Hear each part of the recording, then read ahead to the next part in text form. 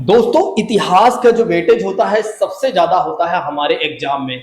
क्यों होता है? क्योंकि इसका जो सिलेबस है काफी वास्ट है। यानी इतिहास का जो सिलेबस है काफी बड़ा है।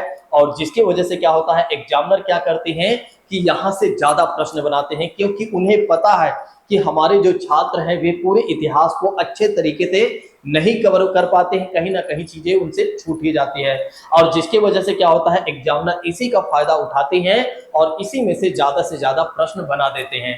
दोस्तों, लेकिन अब आपको चिंता करने की आवश्यकता नहीं है, क्योंकि मैं आपको इतिहास पढ़ाने वाला हूं और बहुत ही अच्छे तरीके से पढ़ाने वाला हूं। ये मान के चलिए, यदि आप लोगों ने पूरी सीरीज को अच्छे तरीके से कंप्लीट कर लिया तो निश्चित तौर पर आपके प्रश्न गलत नहीं होंगे। यहां पर एक और बात मैं कहना चाहूंगा, यदि आप लोगों को लगे तो आप लोग नोट्स भी बनाते चलिएगा। चलिए आइए अब बात करते हैं, बिना किसी और बात की चर्चा करते हुए सीधा आते हैं अपने टॉपिक पर। जैसा कि बात करते हैं, इतिहास को अगर देखा जाए तो तीन भागों में बांटा गया है अध्ययन के दृष्टिकोण से। यानी कि स्टडीज के अगर देखा जाए तो मेथड के हिसाब से अगर देखा जाए तो इतिहास को तीन भागों में बांटा गया है। सबसे पहले भाग के बारे में बात करते हैं तो एशियन हिस्ट्री होता है, जिसे क्या बोला जाता है, प्राचीन इतिहास बोला जाता है। दूसरी बात करते हैं तो मेडिवल हिस्ट्री की बात की जाती है, जिसे क्या बोला जाता है, मध्यकालीन इतिहास कहा जाता है। तीसरी बात करते हैं तो मॉडर्न हिस्ट्री की बात की जाती है, और जिसे क्या कहा जाता है, आधुनिक इतिहास कहा जाता है। आइए अब समझते हैं, बिना किसी और बात की चर्चा करते हुए आते हैं आगे के पॉइंट पर, यानी कि आगे के टॉपिक पर आते हैं। आज हम पढ़ने वाले हैं एशियन हिस्ट्री के बारे में, और एशियन हिस्ट्री में सबसे पहले हम जानने वाले हैं इतिहास क्या है।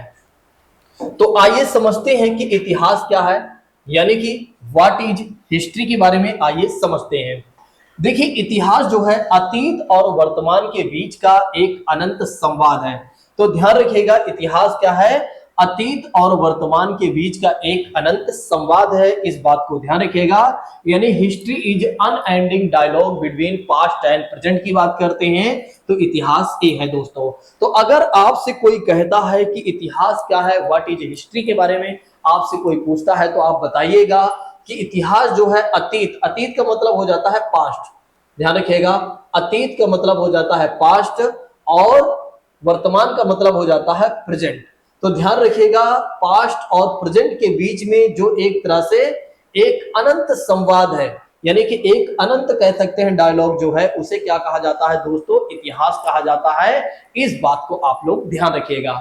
चलिए अब हम आगे बढ़ते हैं कि इतिहास के विभाजन के बारे में बात कर लेते हैं कि इतिहास को कितने भागों में बांटा गया। देखिए, वहां हमने जो बताया हुआ है, इतिहास को अध्ययन के दृष्टिकोण से तीन भागों में बांटा गया है। एक तो प्राचीन इतिहास में, दूसरा मध्यकालीन इतिहास, तीसरा अगर देखा जाए तो आधुनिक इतिहास, जिसको हमारे इतिहासकारों ने बांटा है। लेकिन ये जो है इतिहास का विभाजन काल के हिसाब से किया गया है, यानी कि टाइम पीरियड के हिसाब से किया गया है। तो आइए हम इसके बारे में समझते हैं। आइए इतिहास के विभाजन के बारे में समझते हैं। तो इतिहास को कितने, मतलब इतिहास का विभाजन कितने भागों में किया गया है, तो ध्यान रखिएगा, इतिहास का जो विभाजन किया गया है तीन भागों में किया गया है। सबसे पहले भाग के बारे में बात करते हैं, यानी कि सबसे पहले पार्ट के बारे में बात करते हैं। तो पहला पार्ट जो है दोस्तों, एक वो है प्री हिस्ट्री पीरियड है, यानी कि जिसे क्या बोला जाता है, प्राग ऐतिहासिक काल बोला जाता है या प्राक इतिहास बोला जाता है।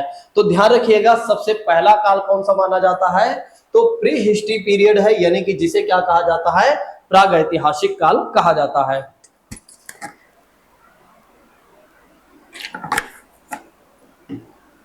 फिर दूसरी बात करते हैं, तो दूसरा काल कौन सा है, यानी कि दूसरा पार्ट कौन सा, आद्य ऐतिहासिक काल है, और जिसे क्या बोला जाता है, प्रोटो हिस्ट्री पीरियड बोला जाता है। क्या बोला जाता है, प्रोटो हिस्ट्री पीरियड बोला जाता है। अब तीसरे के बारे में बात कर लेते हैं, तो तीसरा काल कौन सा है, तो ध्यान रखिएगा, तीसरा काल है हिस्टोरिकल पीरियड, जिसे क्या बोला जाता है, ऐतिहासिक काल बोला जाता है। क्या बोला जाता है, ऐतिहासिक काल बोला जाता है। आइए अब समझते हैं एक एक काल के बारे में, यानी कि एक एक पार्ट के बारे में आइए हम समझते हैं। देखिए, प्राग ऐतिहासिक काल के बारे में हम बात करते हैं, तो यहां पर कहा जा रहा है कि लिखित इतिहास के पहले के काल खंड को क्या कहा गया है, प्राग ऐतिहासिक काल कहा गया है।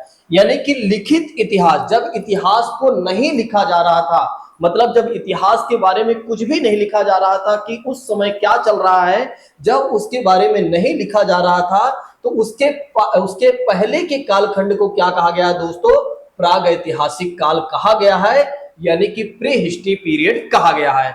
जब क्या था कि लोगों को अक्षर व लिपि का ज्ञान नहीं था। सोचिए एक बार कि जब लोगों को एक तरह से ना तो अक्षर का ज्ञान था, ना ही लिपि का ज्ञान था, तो वे कैसे लिखेंगे कि इस समय क्या चल रहा है। तो ऐसे में अगर देखा जाए तो प्राग ऐतिहासिक काल में क्या था कि अगर देखा जाए तो लोगों को अक्षर और लिपि का ज्ञान नहीं था, इसलिए क्या हो रहा था कि लोग नहीं लिख रहे थे इतिहास के बारे में। लेकिन अगर देखा जाए तो यहां पर अगर देखा जाए तो जब लोगों को अपनी बातों को रखना होता था दोस्तों, तो फिर वे कैसे करते थे, अपनी बात को कैसे एक्सप्रेस करते रहे होंगे। तो ऐसे में अगर देखा जाए दोस्तों तो भाव चित्रात्मक के माध्यम से, मतलब एक तरह से अगर देखा जाए तो भाव चित्रात्मक का मतलब ये हो जाता है जो भी उनकी फीलिंग्स हुआ करती थी, जो भी उनकी भावनाएं हुआ करती थी, उसको वे लोग क्या करते थे, पत्थरों या गुफाओं में क्या करते थे, एक तरह से अगर देखा जाए तो चित्र वगैरह बना देते थे। तो जब लोगों को एक तरह से अक्षर व लिपि का ज्ञान नहीं था, तब लोग क्या कर रहे थे, अपने भाव को, अपने फीलिंग्स को कैसे प्रेजेंट कर रहे थे या कैसे एक्सप्रेस कर रहे थे, तो चित्र वगैरह बनाकर अपने भाव यानी कि फीलिंग्स को एक तरह से अगर देखा जाए तो रख रहे थे। दूसरी बात करते हैं, इस काल को अगर देखा जाए दोस्तों, इस काल को अगर देखा जाए तो पाषाण काल के अंतर्गत रखा गया है। तो प्राग ऐतिहासिक काल को किसके अंतर्गत रखा गया है, तो पाषाण काल के अंतर्गत रखा गया है। अब पाषाण काल के अंतर्गत क्यों रखा गया है, क्योंकि पाषाण का मतलब हो जाता है दोस्तों पत्थर, और काल का मतलब आप जानते हैं समय, यानी कि पत्थरों के समय की बात की जा रही है। जिस समय लोग क्या करते थे, औजारों के लिए पत्थरों का इस्तेमाल करते थे, और इसीलिए क्या कहा गया है कि इसे पाषाण काल के अंतर्गत भी रखा गया। तो प्राग ऐतिहासिक काल को अगर देखा जाए तो किसके अंतर्गत रखा गया है, तो पाषाण काल के अंतर्गत पाषाण काल के अंतर्गत रखा गया है, यानी कि स्टोन एज के अंतर्गत रखा गया है। जब लोग क्या करते थे, एक तरह से जब लोग क्या करते थे, औजारों के लिए एक तरह से किसका इस्तेमाल करते थे, पत्थरों वगैरह का इस्तेमाल करते थे। अगर उन्हें कुल्हाड़ी बनाना है या किसी भी प्रकार के टूल्स उन्हें बनाना है, तो वे लोग क्या करते थे, एक तरह से अगर देखा जाए तो कहीं ना कहीं पत्थरों का इस्तेमाल करके बनाते थे। यहाँ पर एक और बात मैं आपको बताना चाहूंगा, इस समय लोग जो अपना जीवन जीते थे, आखेटक जिंदगी जीते थे। आखेटक का मतलब हो जाता है दोस्तों शिकारी जीवन, यानी कि हंटर लाइफ जीते थे। हंटर लाइफ का मतलब ये हो जाता है कि एक तरह से पशुओं का शिकार करके क्या करते थे, उसी से अपना भोजन प्राप्त करते थे, और जब जहां पर भी मतलब उसी से अपना भोजन प्राप्त करते थे और उसी से अपने जीवन को आगे बढ़ाते थे। और इन लोगों को अगर देखा जाए तो कहीं ना कहीं आदि मानव कह सकते हैं या आदिम जिंदगी भी कह सकते हैं। तो ऐसे में अगर देखा जाए तो प्राग ऐतिहासिक काल की विशेषता ये है दोस्तों, यानी कि प्री हिस्ट्री पीरियड की विशेषता ये है कि एक तरह से अगर देखा जाए तो लिखित इतिहास के पहले के कालखंड को क्या कहा गया है, प्राग ऐतिहासिक काल कहा गया है। दूसरी बात करते हैं, इस समय क्या था कि लोगों को अक्षर व लिपि का ज्ञान नहीं था। ध्यान रखिएगा, किस समय लोगों को अक्षर व लिपि का ज्ञान नहीं था, तो प्री हिस्ट्री पीरियड में, यानी कि प्राग ऐतिहासिक काल में। अगर आपसे कोई कहता है कि लोगों को कब अक्षर व लिपि का ज्ञान नहीं था, तो आप क्या बताएंगे, प्री हिस्ट्री पीरियड के बारे में बताएंगे। और इस समय को अगर देखा जाए तो किसके अंतर्गत रखा गया है, तो इस समय को एक तरह से अगर आप देखें तो पाषाण काल के अंतर्गत रखा गया है। क्योंकि अगर देखा जाए तो इस समय का जो काल चल रहा था, पत्थरों का काल चल रहा था, यानी कि जो लोग एक तरह से किसी भी तरह के औजार वगैरह बनाते थे तो वो किससे बनाते थे, पत्थरों वगैरह से बनाते थे दोस्तों। और इस समय लोगों की लाइफ कैसी थी दोस्तों, अगर आपसे कोई कहता है कि इस समय लोगों की लाइफ कैसी थी, मतलब कैसे उनकी जिंदगी चल रही थी, तो कह सकते हैं आखेटक जिंदगी उनकी थी, यानी कि शिकारी जीवन उनका था। मतलब शिकार के माध्यम से क्या करते थे, भोजन वगैरह अपना प्राप्त करते थे, जानवरों को मारते थे, कच्चा मांस वगैरह खाते थे और उसी से अपनी लाइफ को आगे बढ़ाते थे। और साथ ही साथ अगर देखा जाए तो पेड़ पौधों पर भी ये लोग निर्भर रहा करते थे। पेड़ पौधे के पत्ते वगैरह होते हैं, उसी के क्या करते थे ये लोग, पत्तों को ही क्या करते थे, कपड़ा बना लेते थे। थोड़ा सी इमेजिनेशन कीजिए अगर कभी आपने पढ़ा हो। और एक और बात आप ध्यान रखिएगा, जब ये लोग जानवरों को मारते थे तो उनकी खाल को क्या करते थे, पहन लेते थे, उसे कपड़े के रूप में इस्तेमाल करते थे। ठीक है, इस बात को भी ध्यान रखिएगा। तो प्राग ऐतिहासिक काल में अगर देखा जाए तो लोगों का जीवन कैसे था, आखेटक जीवन था, यानी कि शिकारी जीवन था। यहाँ पर एक और बात ध्यान रखिएगा, अगर उन्हें अपनी बात रखनी होती थी तो वे कैसे रखते थे अपनी बात को, क्योंकि उन्हें अक्षर व लिपि का ज्ञान तो था नहीं, यानी पढ़ने लिखने का ज्ञान तो था नहीं, तो वे लोग क्या करते थे, अपने फीलिंग को एक तरह से चित्र के माध्यम से प्रदर्शित करते थे। किसके माध्यम से प्रदर्शित करते थे, तो ध्यान रखिएगा, चित्र के माध्यम से वे लोग क्या करते थे, अपने भाव को प्रदर्शित करते थे, यानी कि अपने फीलिंग को प्रदर्शित करते थे, यानी कि अभिव्यक्त करते थे। तो दोस्तों आई होप कि यहां तक के जो बातें हमने आपको समझाया है वो सारी बातें आपको क्लियर हो गई होंगी। अगर आप लोगों को मेरी बातें यहां तक क्लियर हो गई हैं जो मैंने आपको बताया है, तो एक बार यस लिखकर बताइए कि यस सर, हमें सारी चीजें समझ में आ गई है, आप आगे बढ़िए। या तो लाइक करना है तो लाइक करके बता दीजिए, या सब्सक्राइब करके बताना है तो सब्सक्राइब करके भी आप बता सकते हैं, आपके पास बहुत सारे ऑप्शन हैं। चलिए नेक्स्ट बात करते हैं, इसमें और भी बातें हैं।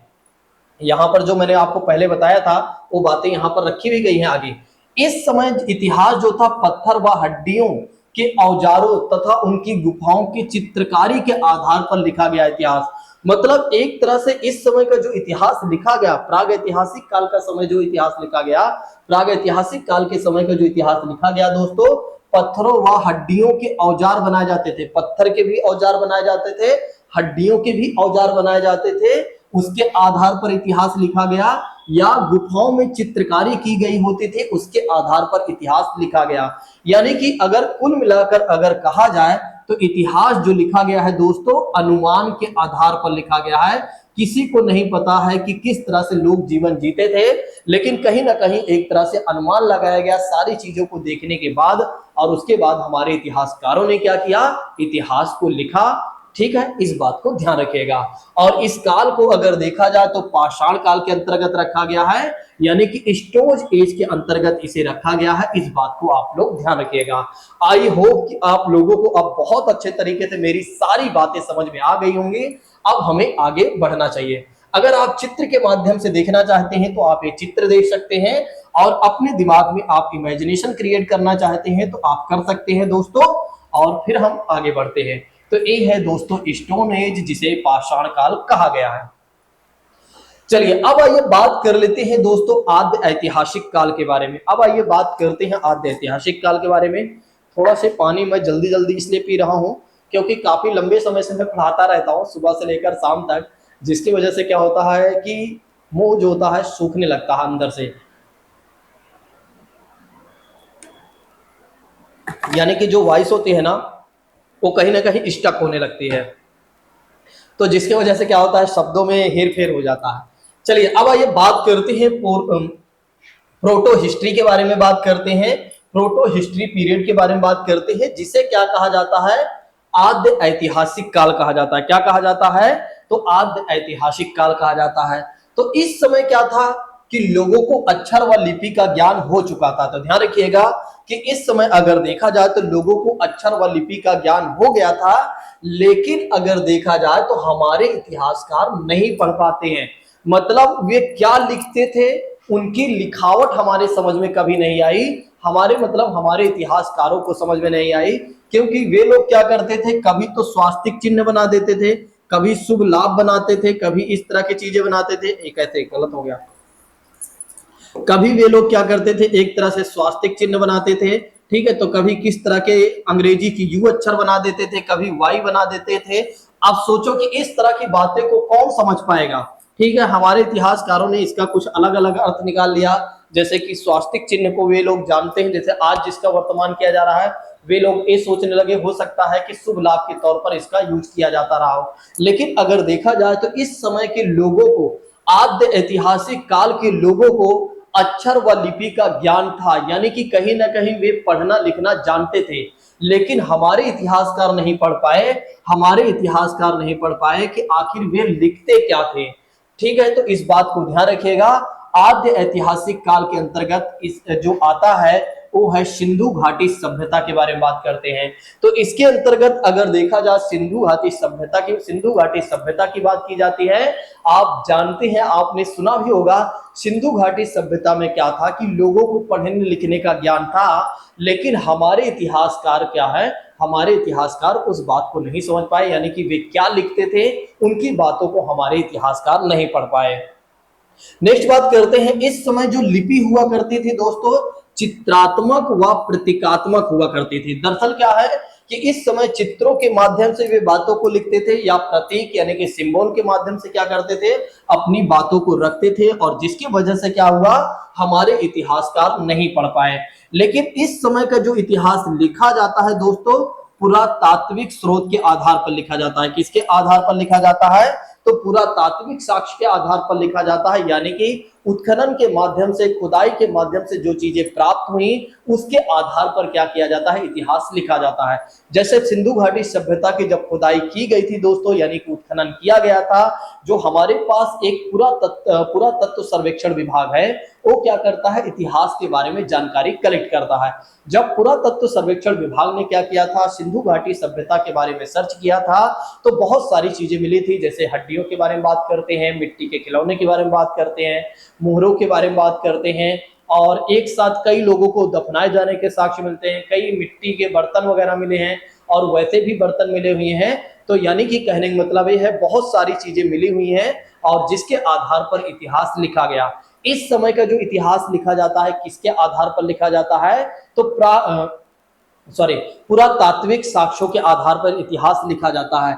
लेकिन इसके पहले हमने आपको बताया था कि प्राग ऐतिहासिक काल में इतिहास कैसे लिखा गया था दोस्तों, तो अनुमान के आधार पर लिखा गया था। किसके आधार पर लिखा गया था, तो अनुमान के आधार पर लिखा गया। लेकिन आद्य ऐतिहासिक काल के बारे में बात करते हैं, प्रोटो हिस्ट्री पीरियड के बारे में बात करते हैं, तो इस समय जो इतिहास लिखा जाता है, किस आधार पर लिखा जाता है, तो ध्यान रखिएगा, पुरातात्विक स्रोत के आधार पर, यानी कि पुरातात्विक साक्ष्य के आधार पर इस समय इतिहास लिखा जाता है। ठीक है, और इस समय अगर देखा जाए तो कहीं ना कहीं किसका उदाहरण मिलता है, सिंधु घाटी सभ्यता जैसी सभ्यता का उदाहरण मिलता है दोस्तों, इस बात को ध्यान रखिएगा।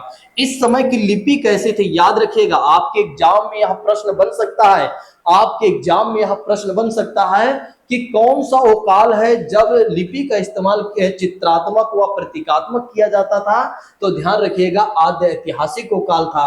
अगर आपसे एक प्रश्न बन जाए कि किस काल में सिंधु घाटी सभ्यता का जन्म हुआ था, तो ध्यान रखिएगा, आद्य ऐतिहासिक काल में क्या हुआ था, सिंधु घाटी सभ्यता जैसे सभ्यता का जन्म हुआ था। इस बात को ध्यान रखिएगा कि सिंधु घाटी सभ्यता का जन्म कब हुआ था, तो आद्य ऐतिहासिक काल में कह सकते हैं इस सभ्यता का जन्म कहीं ना कहीं हुआ था दोस्तों। अब आइए बात करते हैं इसी के साथ अगले पॉइंट के बारे में, यानी कि अगले काल के बारे में, तो जिसे क्या बोला जाता है, ऐतिहासिक काल बोला जाता है, यानी कि हिस्टोरिकल पीरियड बोला जाता है। क्या बोला जाता है दोस्तों, हिस्टोरिकल पीरियड बोला जाता है। इसके बारे में आइए समझते हैं। देखिए, इस समय क्या था कि एक तरह से अगर देखा जाए तो लोगों को पढ़ने लिखने का ज्ञान था, यानी कि जो हमारे इतिहासकार इस समय का जो इतिहास लिखते हैं, वो लिखित साक्ष्यों के आधार पर, यानी कि लिखित सामग्री के आधार पर क्या करते हैं, इतिहास को लिखते हैं दोस्तों। क्योंकि इस समय जो भी चीजें लिखी जाती हैं, इस समय जो भी बातें लिखी जाती हैं कि उस समय क्या घटनाएं घट रही थी, उसको हमारे इतिहासकार पढ़ भी पाए और समझ भी पाए, और कहीं ना कहीं एक तरह से अगर देखा जाए तो लिखित साक्ष्य के आधार पर क्या किया जाता है कि इतिहास को लिखा जाता है। इस समय का काल अगर देखा जाए तो भारत में 6ठी शताब्दी का काल प्रारंभ होता है इस समय दोस्तों, यानी कि 16 महाजनपदों का निर्माण यही या इसी समय उनका उदय होता है। तो ध्यान रखिएगा, 16 महाजनपदों की जानकारी किस समय मिलती है, तो ऐतिहासिक काल के समय में मिलती है दोस्तों। चलिए अब आइए बात करते हैं इसी के साथ नेक्स्ट टॉपिक के बारे में, नेक्स्ट पॉइंट के बारे में। लेकिन एक बार हम रिवीजन कर लेते हैं, तब हम आगे बढ़ेंगे तो ज्यादा बेहतर होगा, हमें सारी चीजें अच्छे तरीके समझ में आएंगी। देखिए, अगर आप लोगों को सारी बातें समझ में आ रही हैं तो एक बार जल्दी से कमेंट करके बताइए कि यस सर, हमें सारी बातें समझ में आ रही हैं। और अगर हो सके तो आपने लाइक नहीं किया है तो आप लाइक कर दीजिए, अगर आपने सब्सक्राइब नहीं किया हुआ है तो फिर कर लीजिए। चलिए, इतिहास क्या है, मैंने आपको बताया कि इतिहास जो है अतीत और वर्तमान के बीच का एक अनंत संवाद है दोस्तों। फिर उसके बाद हमने आपको बताया कि इतिहास को कितने भागों में बांटा गया है, तो इतिहास को 3 भागों में बांटा गया है। सबसे पहले बात करते हैं प्राग ऐतिहासिक काल के बारे में, जिसे प्री हिस्ट्री पीरियड बोला जाता है, और इस समय के इतिहास को जो कहा गया है, यानी कि लिखित इतिहास के पहले के कालखंड को क्या कहा गया है, प्राग ऐतिहासिक काल कहा गया है। इस समय लोगों को अगर देखा जाए तो अक्षर व लिपि का ज्ञान नहीं था दोस्तों, और वे अपनी बातों को कहते रखते थे, कहीं ना कहीं अपने चित्रात्मक के माध्यम से चित्र वगैरह बनाकर अपनी बात को रखते थे। फिर बात करते हैं इस समय लोग किस तरह का जीवन जी रहे थे, तो शिकारी जीवन जी रहे थे, यानी कि अखेटक वाली जिंदगी जी रहे थे। नेक्स्ट बात करते हैं इस समय के काल को किसके अंतर्गत रखा गया है, तो स्टोन एज के अंतर्गत रखा गया है, यानी कि पाषाण काल के अंतर्गत इसे रखा गया है। इस समय का जो इतिहास लिखा गया है किसके आधार पर लिखा गया है, तो अनुमान के आधार पर इतिहास को लिखा गया है। आई होप कि मेरी बातें यहां तक आपको समझ में आ गई होंगी।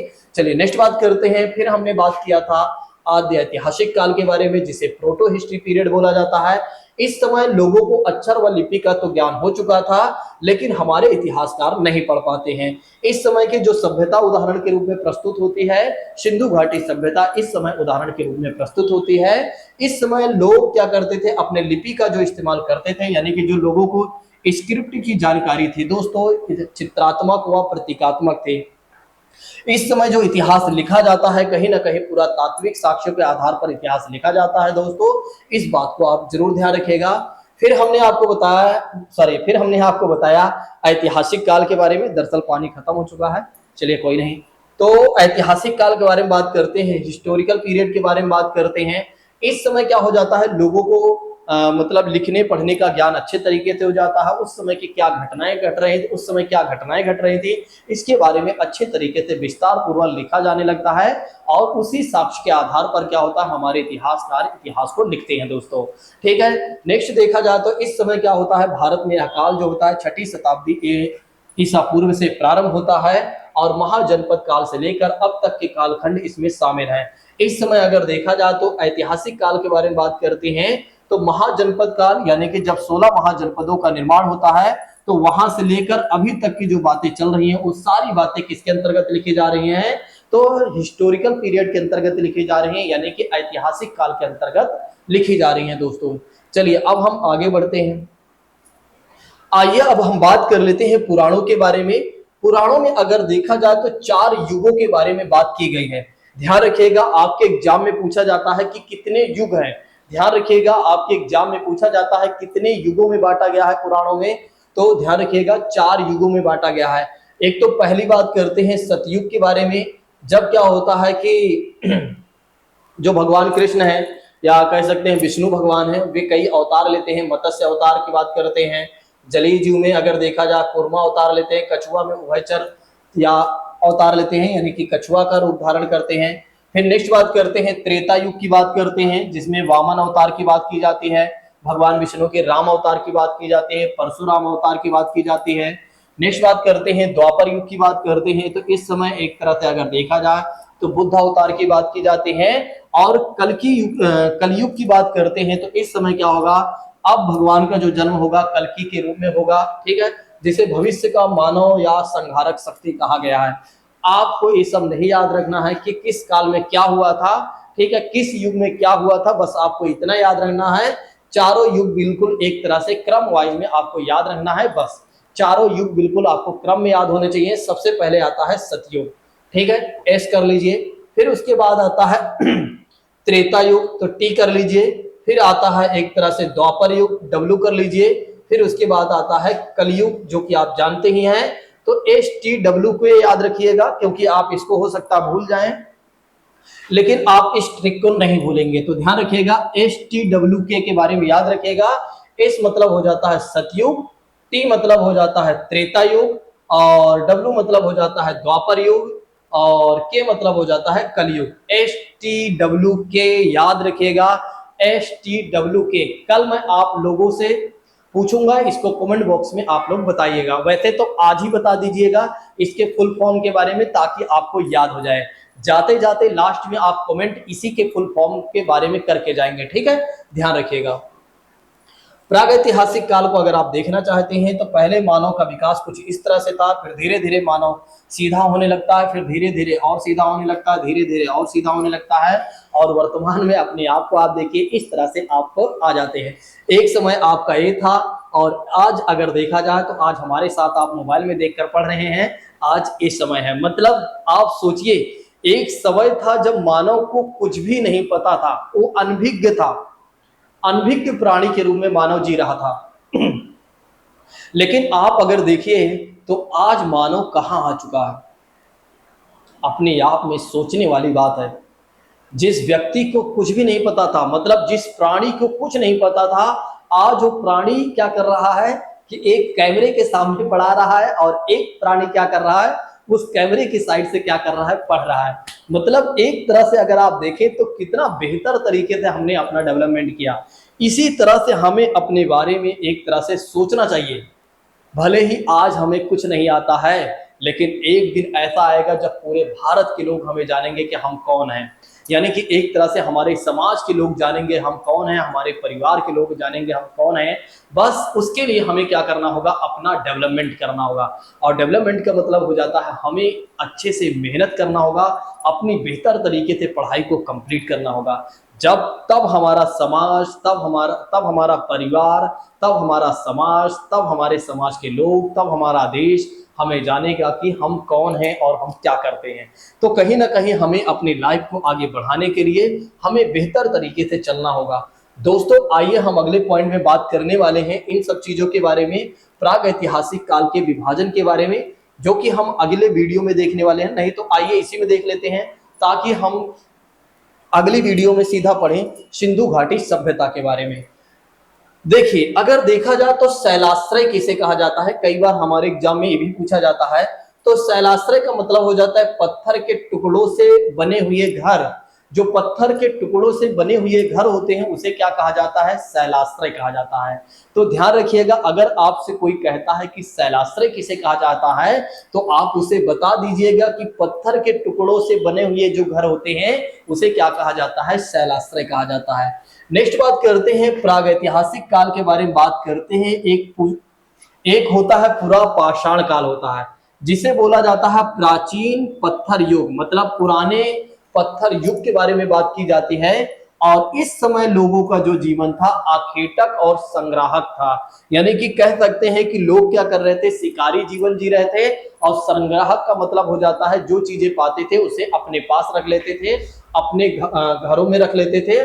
और उनके घर कैसे होते थे, उनके घर पत्थरों के बने होते थे।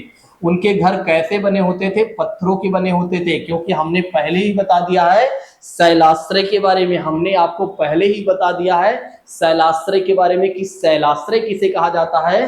तो पत्थरों के टुकड़ों से बने हुए घर को क्या कहा गया है, शैलाश्रय कहा गया है। नेक्स्ट बात करते हैं प्रागैतिहासिक काल के दूसरे पॉइंट के बारे में बात करते हैं। तो दूसरा पॉइंट हो जाता है, यानी कि दूसरा काल हो जाता है मध्य पाषाण काल। देखिए भविष्य में क्या किया जाता है, प्राग ऐतिहासिक काल को भी तीन भागों में बांट दिया जाता है। प्राग ऐतिहासिक काल को भी तीन भागों में बांट दिया जाता है। एक तो पुरा पाषाण काल में, दूसरा मध्य पाषाण काल में, और तीसरा अगर आप देखेंगे तो नव पाषाण काल में बांट दिया जाता है। तो हमने आपको पूरा पाषाण काल के बारे में बता दिया, जब लोग क्या कर रहे थे कि प्राचीन यानी कि पुराने पत्थरों के साथ अपने जीवन यापन कर रहे थे, यानी कि अपनी लाइफ को सरवाइव कर रहे थे। लोग क्या कर रहे थे, शिकारी जीवन जी रहे थे, आखेटक की जिंदगी जी रहे थे। और जो चीज पाते थे, जो चीजें एक तरह से जानवरों वगैरह को मारते थे, उसे अपने पास अपने घरों में रख लेते थे। और उनके घर कैसे हुआ करते थे, तो पत्थरों वगैरह के बने होते थे। घर का मतलब कह सकते हैं एक तरह से गुफा कह सकते हैं, गुफा ही उनका घर रहा होगा। चलिए नेक्स्ट बात करते हैं मध्य पाषाण काल के बारे में। इस समय भी पत्थरों का युग चल रहा था, लेकिन इस समय क्या हो रहा था कि लोग आखेटक जिंदगी के साथ साथ पशुपालन करना भी सीख गए थे। तो मध्य पाषाण काल में क्या था कि लोग आखेटक जिंदगी तो जी ही रहे थे, शिकारी जीवन तो जी ही रहे थे, लेकिन कहीं ना कहीं अगर देखा जाए तो लोग क्या करने लगे थे, पशुपालन करना सीख गए थे। पशुपालन का मतलब हो जाता है कि पशुओं को पालना वे सीख गए थे। यानी कि पशुओं के महत्व के बारे में वे समझने लगे थे कि अगर हम सारे पशुओं को मार देंगे तो एक समय आएगा जब पशु नहीं रहेंगे। तो लोग क्या करने लगे, पशुओं को पालने लगे। और जिससे क्या है कि पशु के द्वारा जो दूध वगैरह दिए जाते हैं और उनके जब बच्चे होते हैं तो उनके से वे क्या करते थे, अपना मांस या तमाम तरह की चीजों को एक तरह से प्राप्त करते थे। तो कहने का मतलब यह है कि इस समय लोगों का जीवन थोड़ा से स्थायी कहीं ना कहीं हो गया होगा। इस समय का लोगों का जो जीवन रहा होगा कहीं ना